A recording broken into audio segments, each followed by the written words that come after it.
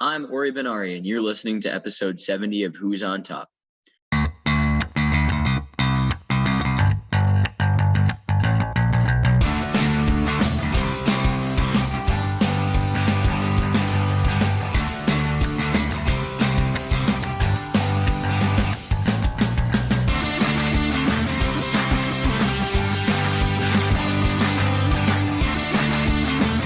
And welcome to episode 70 of Who's on Top. I'm your host, Ori Benari. As I just said in the intro, I'm back from a little hiatus at camp. He's back.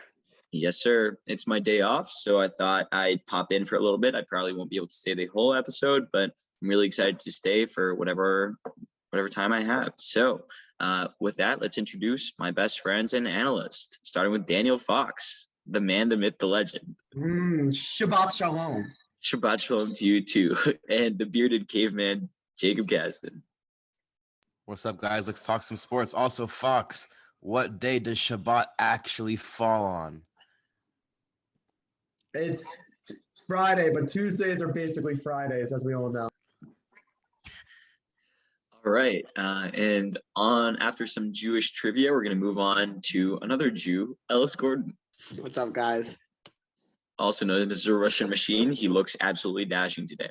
And next, let's move on to our last and final analyst, that not to say it's probably one of our best ones, Jeremy Giles, the fencing captain. Yes, as always, at your service. And it's good to be back. I've been stuck in Lakewood, Pennsylvania for the last month and a half, and it's been a wild ride. My friends and I went into the woods past curfew last night, and we almost got eaten by a bear. True story. Let's talk about the NBA draft. Jacob, do you want to take it away? Yeah. So as most of you know, we had our... Wait. Who picked first, Jacob? Who picked first? We all know who picked first. That's right. The Detroit Pistons, baby. And we know, obviously, pick 1 through 3, obviously, I think is pretty natural, what everyone expected. And after that, kind of switched up a little bit. A little reach from the Raptors. I'm just going to go through the first 10, 12 picks with this. Scotty Barnes reached from the Raptors a little bit. Then Magic got some great picks, and Jalen Suggs and Franz Wagner. Maybe not the best pick with Franz Wagner, even though he is from Michigan. Not worth the 8th overall pick. Maybe the Thunder reached at 6 a little bit for Josh Giddey. Warriors got a steal in Jonathan Kuminga. Kings got a great pick in Davion Mitchell. Pelicans, Zaire Williams from Stanford. Pick 11, the Hornets love the pick from James Bouknight from UConn. Spurs also reaching Joshua Primo, true freshman, only averaged 6 points a game out of Alabama, but a great player. And then wrapping out the top 14 picks, Moses Moody to the Warriors, also a great pick. So Warriors definitely won this draft. But overall, I think it was pretty expected, the draft, especially the first round. Lots of trades by the Knicks, kind of surprising.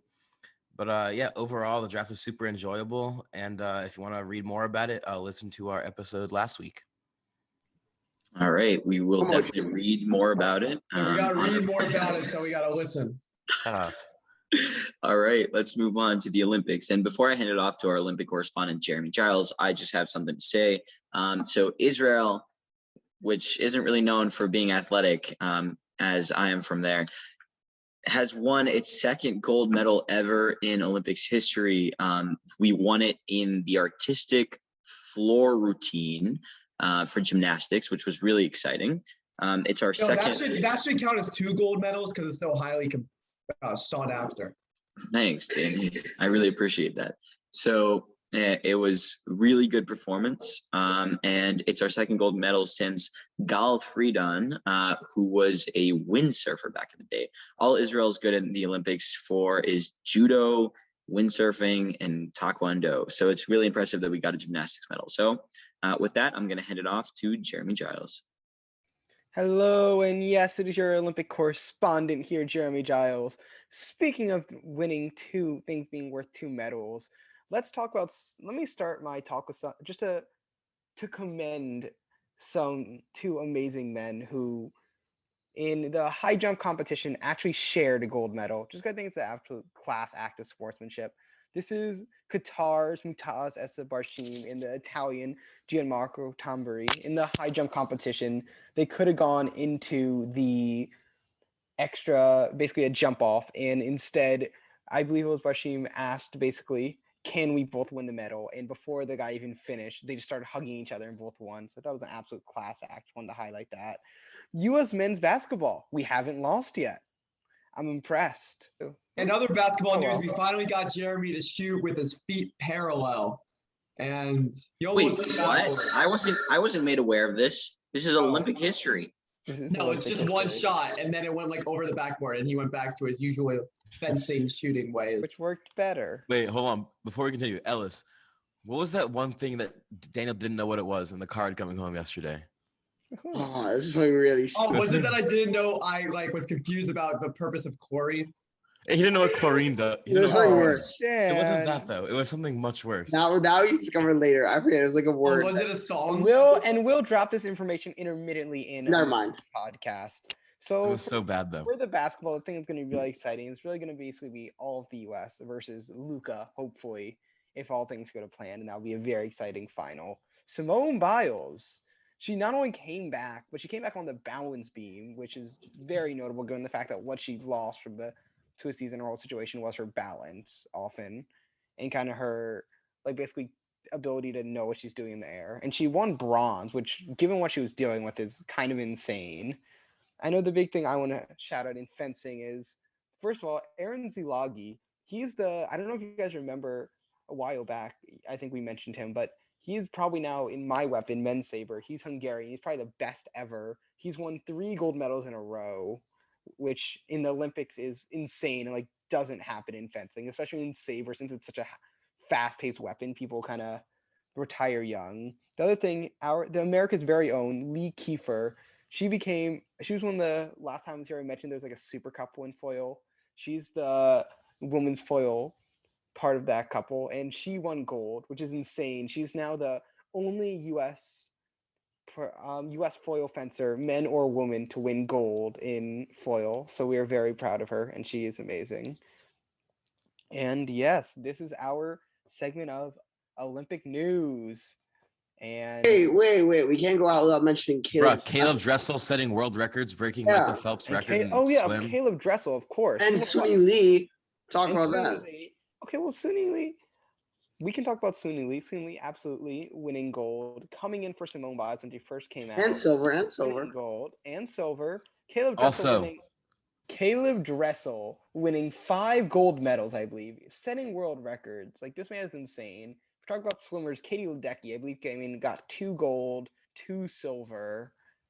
There's the thing with the Olympics that there's so many different people doing many things to shout out that we could have a segment, just a whole segment about reading the insane things that have happened in the Olympics. And yeah, anyone else have anything else they want to shout out from it?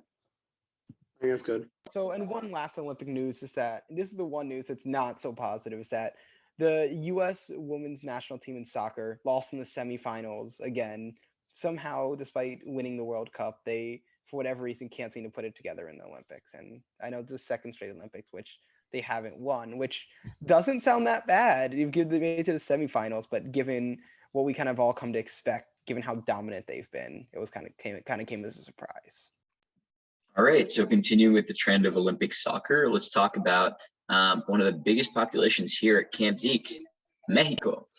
So as some of you guys know, my camp has many Mexican staffs, many Mexican campers, and we're very much immersed in the culture of Mexico. So in the, I believe it was semifinals, Mexico lost. Semifinals. The finals. Not Gold Cup. This is Olympics. Oh, Olympics. All right, hold on. Yeah, that's why I said continuing with Olympic soccer. So Mexico lost. They've had a pretty tough week. So they lost in the Olympics.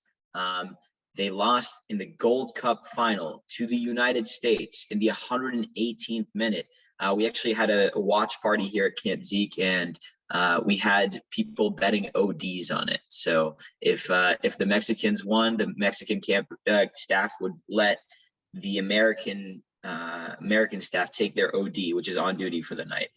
So obviously we Americans got a night off and those Mexicans got to stay in the bunk. So viva Mexico, pero no bueno. And another loss for Mexico this week. This is a little more close to home, but in doubles, Peyton Bernstein and Ori Benari managed to fend off Fernando Hernan in the doubles classic Camp Zeke tournament. So tough weeks for Mexico. But Ellis, if you want to talk a little bit more about the World Cup, I think we have a little Syracuse action too. Yeah, I mean, Jake wants to talk about it, but the center back has actually had a great season in the MLS and is only on the rise. Scored in the 117th minute, and he is a Syracuse alum, school where Jacob goes to. So, yeah, that's really all I want to say. But it was a good dub for Mexico and a good week good dub for USA and a good week for USA. Now on to soccer news that aren't clubs. Just rounding out some few transfers. Ben White goes from Brighton to Arsenal for 50 mil. Jack Grealish reportedly 95% close to a Man City deal for 100 million. Ugh, more money. Yeah. What else do we need? Seems a bit overpaid and weird, but it's 100. It's Man City, so not like Sure, we'll get Messi next year and then Ronaldo the year after. Probably. Areola goes from PSG to West Ham. You didn't have the best. Whoa, Ellis, let's keep this PG. Come on. I think that's it for news so far. No, Lukaku's rumored to go back to Chelsea, but I don't think that's going to happen personally, but we'll see. There wasn't no big news the last week in terms of soccer transfers, but yeah, those are the ones. And Shalani signed a new 3-year contract, which was nice, but everyone expected that. All right, in football news, we are inching closer to the return of the NFL, but some sad news. Carson Wentz has, a foot injury. That requires surgery.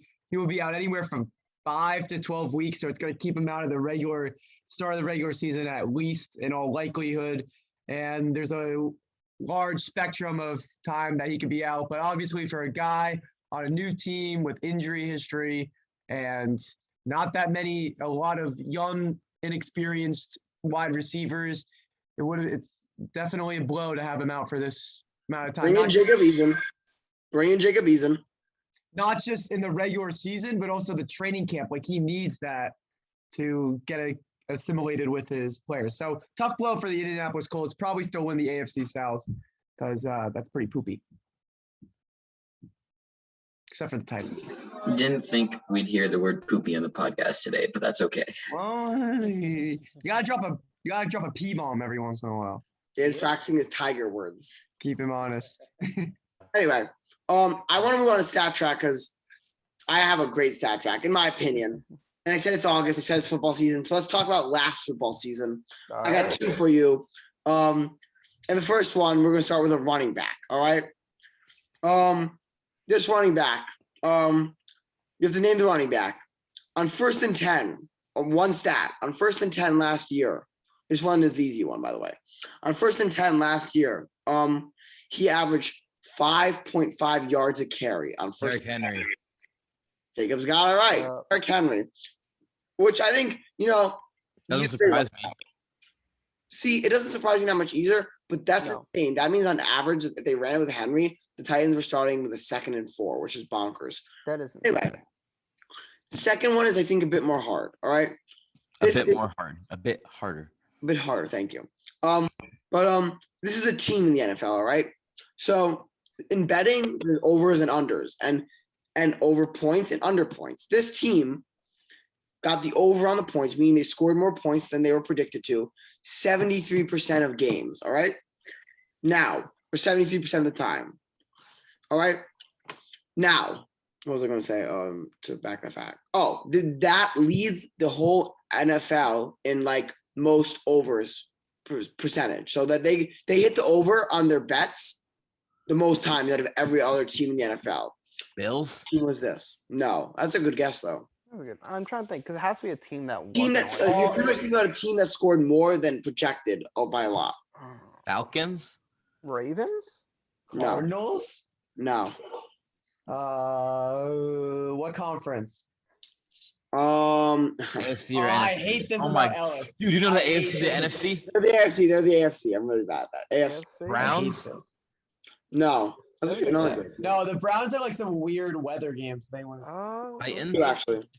The Titans, yeah. It is. The Titans had the best overachieving offense in the NFL due to Las Vegas. Not like real stats, obviously, but according to Vegas, the most overachieving offense last year was the Titans. And they're adding, and I know they lost Arthur Smith, but they are adding Julio Jones. So interesting Titan stat tracks for you. Let's move on to the wax for the league. I don't know. I found that very interesting. No, Titan those one. are good. Yeah, no, I think it is interesting. But yeah. also, it doesn't surprise me that the Titans with that scoring stat because they have a high-powered offense. And they're Ryan one, Tannehill Yeah. throws a lot of deep balls, and I know Henry led the league in first downs. I know that, and rushing first downs. it's bonkers. I mean, averaging a second and 4 is ridiculous. It's just Yeah. That's insane. So that's kind of insane. I don't know. I really hope I don't know if I believe in their offense as much without Arthur Smith, but I really hope it does very well. all right. This wax sport of the I week. mean, you're losing Arthur Smith, but you're bringing in Julio, so we'll see what happens. I'm just worried about Tannehill without Arthur Smith. I do agree with Not at you. all. But because they brought in whatever, they will say quickly, they brought in their offense coordinators in house, but he had the 31st ranked offense when he was in the Raiders. But it's the Raiders, so who knows? Anyway, this wacky sport hits close to honestly all our homes, but definitely me, Jacob, and Dan's more than Jeremy. I'm sure everyone's heard of it. So in terms of notoriety, it's not that wacky. That said, the rules are certainly wacky, and the Hawaii, baby. oh no, it wasn't Hawaii. That was Um, too. It is Gaga. Yeah. Is a summer camp special. Gaga. That's so fun. Gaga's origins are very unclear, and it has many different variants. Apparently, being called Gaga Ball, which I just think is just such an egregious act. But pretty much, you're in a an octagonal. It's octagon, right? It's an octagon court of wood, and there's usually filled with sand. And you throw a ball in, and you gotta hit their legs, and the way you hit or catch the ball midair, and then the other person gets out. And the goal of the game is to be the last person standing. A real camp classic. Anywhere you go, any camp. You can use a soccer ball or tennis ball, but the best ones are the little gator skin balls. And if you hit it out of the pit, you're out. There's lots of rules. And if you really take a second to think about the sport, very, very weird. That said, a lot of fun. And I've been playing it since forever. So it's probably literally everyone here. If you went to camp at all. And it's just a summer camp classic. And it's certainly wacky. So yeah, that is our wax sport of the week. Let us conclude this week's episode of the podcast, episode 70. Ori come back in. He'll be back next week for episode 71 on full time, back again with the boys. Follow Instagram at wat.podcast and our Twitter at wat.podcast. With wot.podcast. Twitter is run by Dan. He does some fun stuff there. Plus, you always know when the podcast is out. Instagram is run by a trio of me, Katie, and Alice. And you get photoshops knowing the podcast is out. Good stories, interactive content. So check that out. If you want to subscribe to our YouTube, see our faces. We post highlights from each podcast on our YouTube.